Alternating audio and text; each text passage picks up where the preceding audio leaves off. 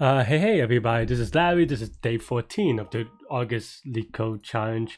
Let's get started. Hit the like button, hit the subscribe button, and join me on Discord on the longest palindrome. Given a string which consists of lowercase, uppercase, find the length of the longest palindrome that can be built with those letters. This is case sensitive. Okay. Assume that the length of the given string will not be n is at most 1010. D D C C A C C D. Oh, okay. Oh, I see.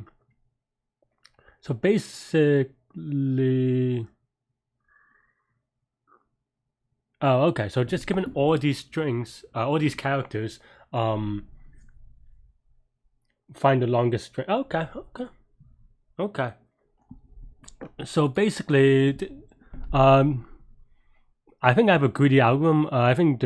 I was just thinking, and this is one of the things about solving a lot of problems, is that sometimes you relate to different problems, right? And sometimes the problems are not quite what you think it is, so I have to reread it a couple of times, the problem, just to make sure that what I think is asking is actually what is asking. Because for a second I thought that was said like we only care about substring or something like that, or some rolling window or something like that, right? But actually this is way simpler than that. This is just keeping track just keeping track of a few things.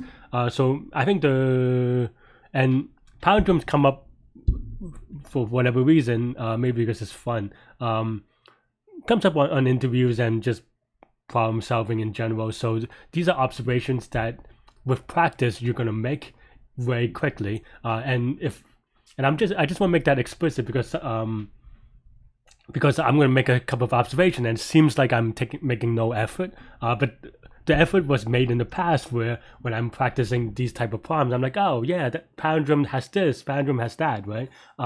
So these takes time, so don't feel bad if you don't get it immediately. It's just that, for people who do get these immediately, palindromes are something that comes up, so that they would have practice with noticing these kind of observations. And the first thing to notice is that for palindrome, there can be at most one extra character, if you want to call it that, right?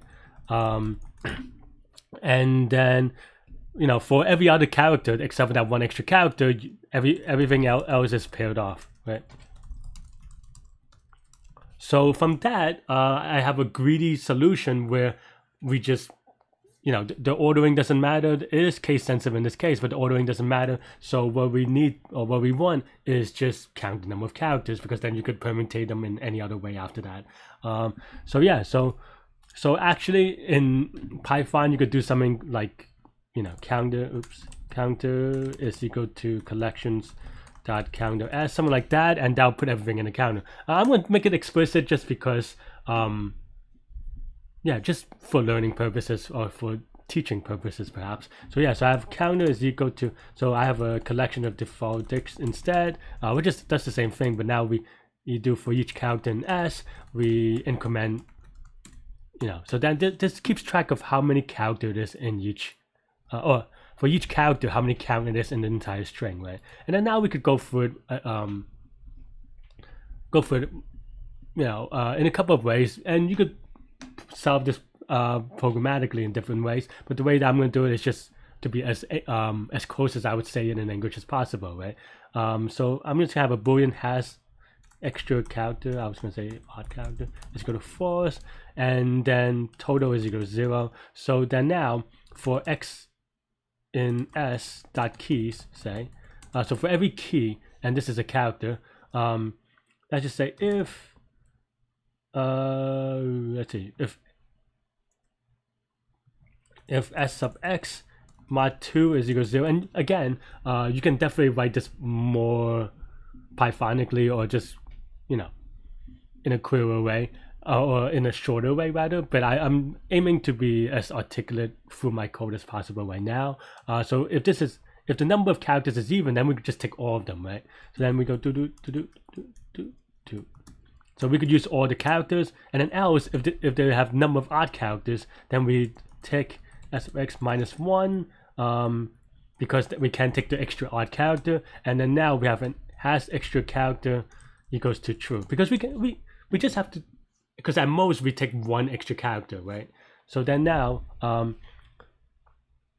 and you could probably have some tricks where you said this is a boolean, so or rather a 0, 1 value, so that you just add it later. But I'm just being more explicit. So if has extra character, then return total plus 1. Otherwise, just return total, and that should be good, hopefully. So let's play around with.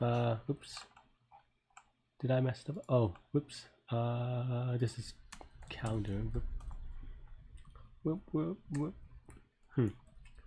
Just a minor. I don't know. I got a little confused. Perhaps.